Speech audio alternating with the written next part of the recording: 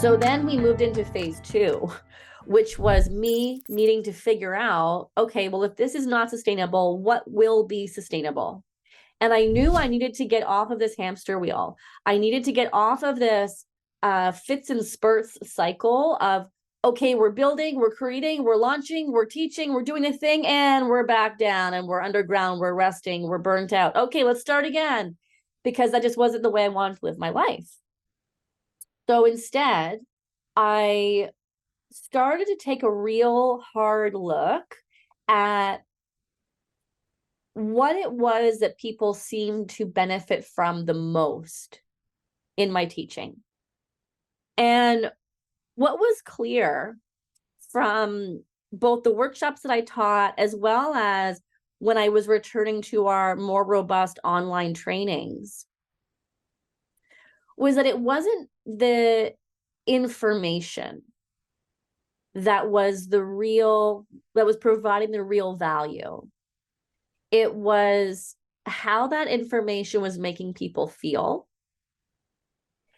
and the connection that was forming around these workshops and around these courses when people were taking them together. And all this is happening with this background of the, AI surge, of ChatGPT becoming a thing, and all of these new tools emerging that call into question what people need to pay for when it comes to finding out information. Is information still a commodity? Is information still worth paying for the way it was 5, 8, 10 years ago? The material that I've always been sharing with other teachers is no longer novel the way that it was when I first started sharing it. But what continues to be novel, which brings us back to this point around how we as small business owners cannot be removed from our offerings, is that I am the novelty. The way I teach this material is unique to me, and people are willing to pay for that. They're also willing to pay to be part of this community that forms amongst the people who are drawn to the way in which I teach, the way in which I communicate, the type of person that I am, the personality that leaks into my content creation. They're drawn to that as an intangible because of how it makes them feel, because of the validation that it gives them, whatever it might be that is happening on that more subtle level where there are nuances. It's very hard to quantify that level of connection. Well, you're talking about, and now I want to say Socrates, but it could be Aristotle. The three elements of persuasion, right? So the three elements of persuasion are ethos, pathos, and logos. So there's this credibility element. So I'm credible. I know my information. And then there's logos, which is logical. I present this information in a logical pathway, right? So those two things are things that you could potentially get in another form or format or from another instructor. Pathos is the emotion behind persuasion, where absolutely 100%, what resonates is people have, as an entrepreneur, people hire me. They don't hire the ideas of my brain. There are other people whose brains work like me. There are other people who teach similar things to what you teach. People are paying for the experience they have when they work with us. So that element of entrepreneurialism, if that's the field that you're in, if that's the brand that you're creating, extremely difficult to divorce yourself from being the front-facing version. I mean, how many people have said to me over the years, like, hire an assistant, get other people. And I'm like, yeah, but people hire me. Like, they expect to see me when I show up for work and the way that I interact with people. And one of the key elements here, and you say it's an intangible, although I think increasingly it's going to become more and more tangible, is this community building piece. Because an individual, like I was a groupie when I went to your classes, when I was learning from you, I was like, oh, this teacher really resonates with me. I really enjoy the experience of what it feels like to learn from her, what it feels like in my body, because as you know, I was experiencing a lot of pain. I had back pain, and what you were able to provide as an instructor for me was emotionally affective for me. But as also exists in your classes, as exists in the work that I do, this ability to build connections between people engaging in one experience is, as you say, quite intangible at the moment, but is going to become now things that people are expecting. Like they don't really know what it is that makes them feel so good when they come. But have you thought about that particular skill set and what it is about this kind of natural personality elements that you say kind of leak in to your world? Because you're able to do that in an online session of 50 or 60 people. People will walk away feeling like there was a community experience that was affective to them. And this is kind of the holy grail in terms of teaching and learning in the world, right? Like we are all trying to figure out how in technology enhanced settings to cultivate a sense of engagement, some, call it engagement if you want, call it community, interest, sustained motivation, like keeping people from turning their video feeds off, and just passively listening to your course or your experience. Have you thought about how you do that? And what are the kind of tangible tricks and tricks around mystifying that? Yeah.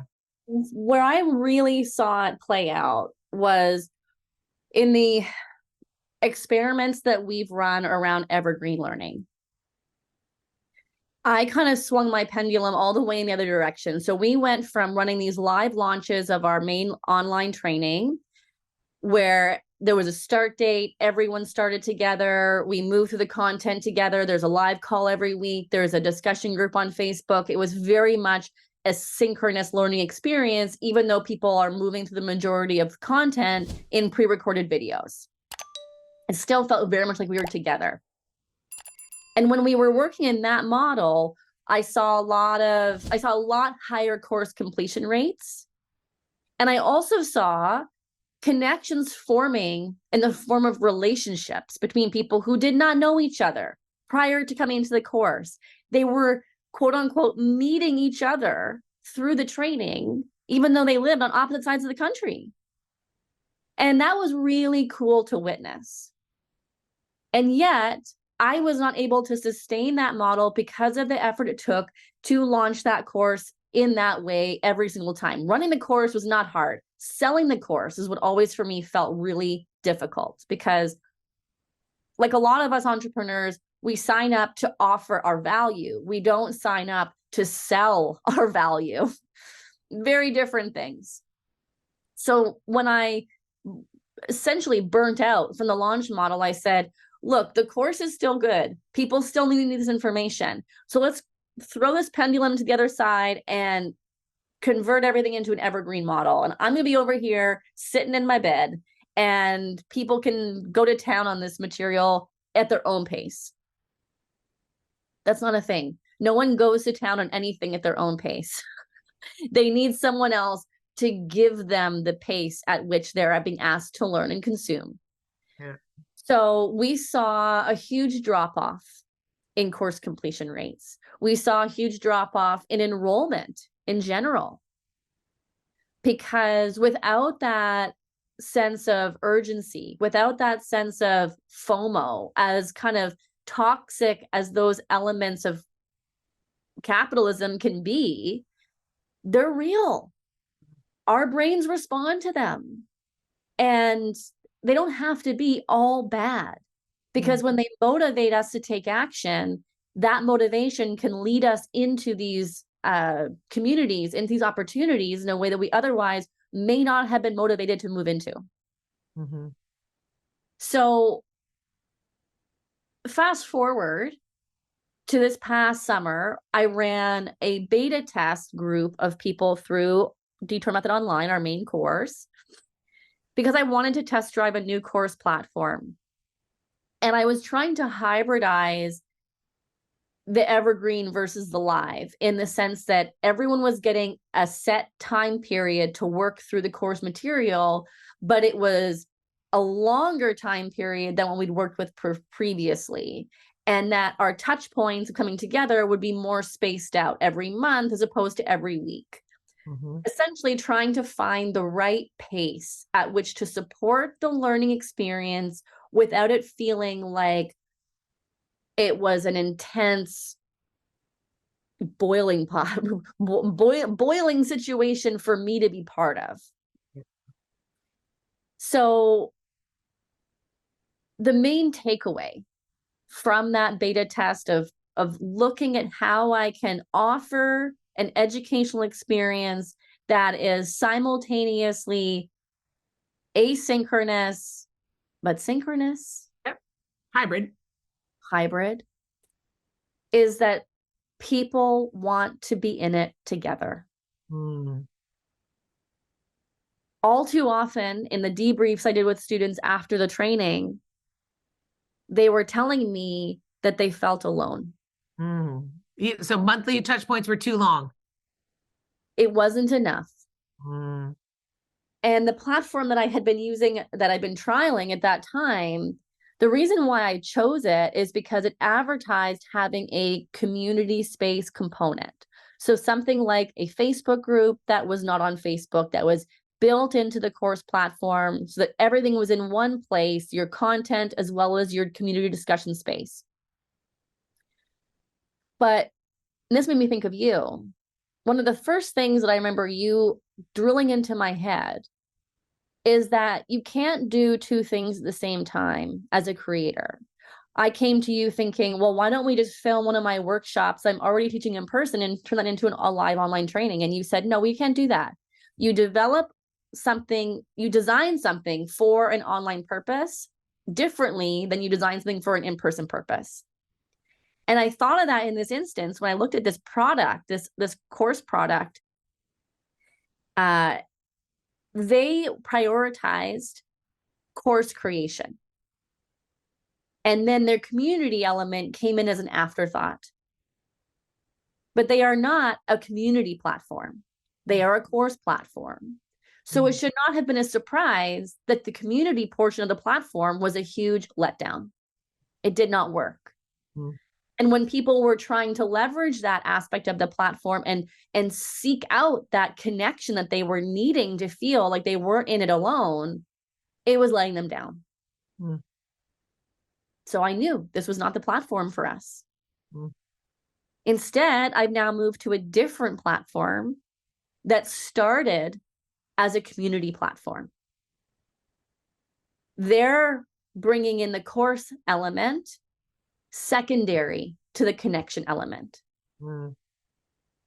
And for where we're at right now, I feel that is the way our priorities have to be aligned. I mean, and I think that is ultimately what you need to differentiate yourself in the marketplace, right? Like, and again, what is in the highest demand, whether or not people are aware of it or not. We are coming out of a community deprivation, right? The community deprivation tanks. And some of us felt that more tangibly than others, but I have never seen such, to your point again, pivot back towards human connection. Now, I don't believe you need to go back to the office. I don't believe you need to see everybody face to face, human, in the same room all the time. But synchronicity, okay? Like, yes, you're neurobiologically, there's a difference to a 2D person versus a 3D person. But there was something about real-time contact, whether it's online synchronicity, like what we're experiencing today, or synchronicity in a tangible location. But there's research to show that there are benefits to this connection, sense of belonging, sense of community, as you experienced in that more heavy lifting launch-based version of the course, where people were taking it from all over the world, but there was a real sense of meeting and coming together, even though you weren't in the same physical location. So whether or not people realize it or not, these are going to be the things that they crave, that they actually intrinsically are going to be more drawn to. The level of, in education in general, in higher education, and the systems change work that I do in private organizations, educational forums as well, the shift is towards hybridity, where there is still flexibility. So no, you don't geographically have to be here. No, you don't have to go through this content between Monday and Friday, but there is to your, again, point, there is a leadership, there is guidance here in terms of you are not alone. There are checkpoints, but there's still an element of consuming asynchronous content on their own in your own time, in your own place, right? It is a combination of those things. And we can scratch that community itch while still not overloading service providers, instructors, educational designers with this need to be fully synchronously present all the time. So where are you playing now with the touch points? Are you thinking every month? So maybe what are some of the elements of the community experience of this platform that you think are going to help? So are you going to keep the synchronous touch points at a month, but then this community portion of the platform is going to do some of that heavy lifting around and scratching that itch? Or are you thinking every 2 weeks? Or well, what we're doing now is moving into a membership model. So rather than people paying for a course, getting access to that course, which we've always given lifetime access for one price, I'm shifting that into a membership model so that now people are first and foremost paying to be part of this community. As members of this community, they get access to this online program. And every month, there will be a touch point dedicated to that online program where we talk specifically about that course content and the questions coming up around it, the same way we always have. But at other times in that month, there will be additional touch points where we're not necessarily talking to the course explicitly, but we're getting opportunities to practice together, movement. I'm bringing in guest speakers so that there's more inspiration coming from others that are not just me. And then we're also going to have calls related to the business elements of moving beyond this course and applying this information for those who want to teach it and really grow a following out of what they're learning here.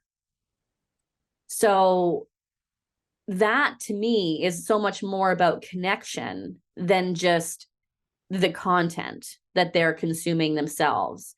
And then there's also the discussion spaces. So making posts, being in a chat, being able to message me directly, being able to exchange voice notes with me directly. They're going to have so much more access to me in a way that's going to, I think, feel conducive to not 24/7, but almost 24/7 support. Yeah. So that we are in this together and they are in this with each other, because now they can also DM each other through this platform. They can voice on each other through this platform. No one is going to be alone in this process. I think the community feel is going to be undeniable. And that is what they're subscribing to as members. I mean, and that again, you're pulling on the teaching and learning principle of lifelong learning, right? So it also fits with that model of we are not here to learn in an isolation in a course bucket, right?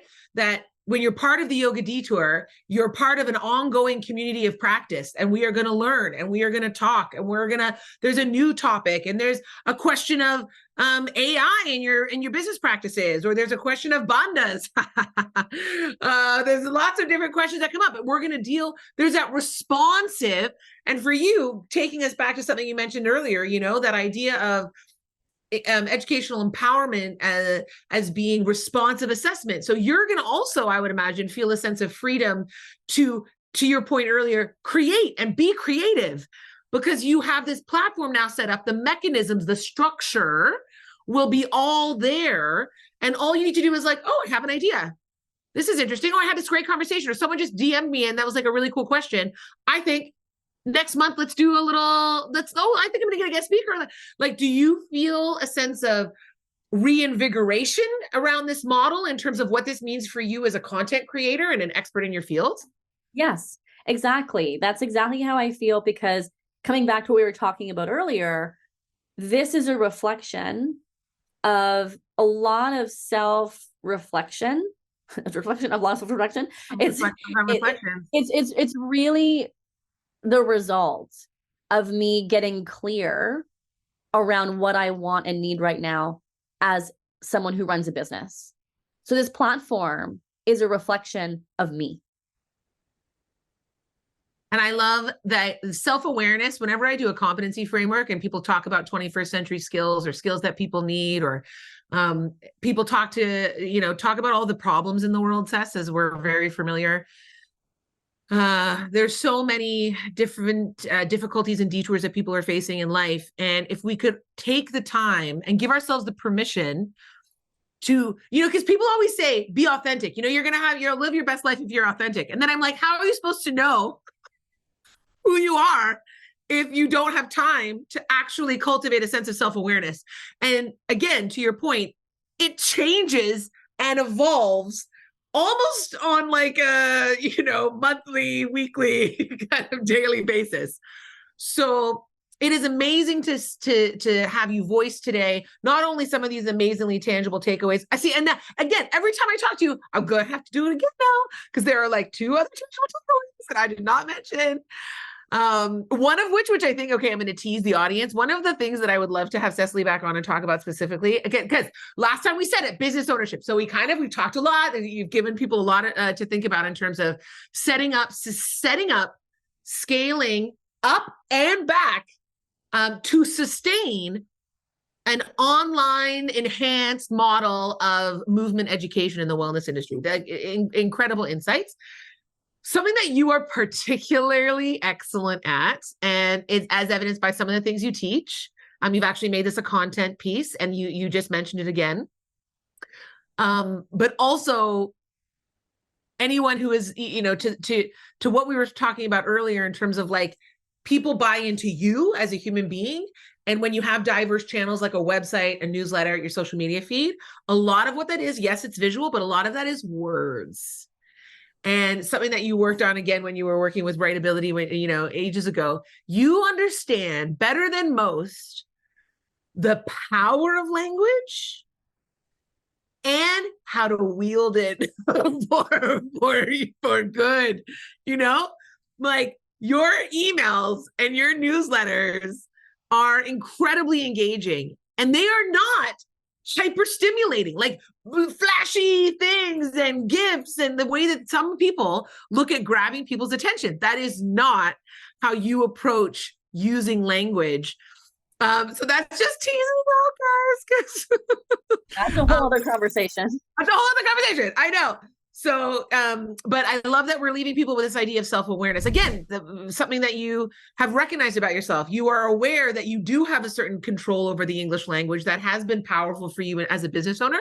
And you have shifted that and pivoted to enjoy that in your content model, right? Your actual business model, you have products and services around that now. So I love that we're going to close off on this idea of self-awareness and honing back in on, if you're a business owner, no matter what industry you're in, no matter what product and service you're working with, you want to stay true to who you are, what you can provide. Don't shy away from those capital costs, right? You're going to have to invest some of those capital costs, but hopefully there'll be some sort of legacy material that will diminish the operating costs associated with the work that you're doing. But if you're going to sustain a business, you need to sustain your own mental, physical, and spiritual well-being. So it was wonderful to hear about the pivots that you have made, Cess, in this journey of perseverance. And it's great to see what has been done through Yoga Detour. And I'm super excited to see where the next evolution takes the brand. Thanks, Michelle. The Education Revolution podcast is produced in-house by community members. And I'm your host, Dr. Michelle Sangera. Thank you for listening to this week's episode, and don't forget to subscribe to my YouTube channel and head over to my website to opt in for my newsletter for more ways to connect with some of these big ideas.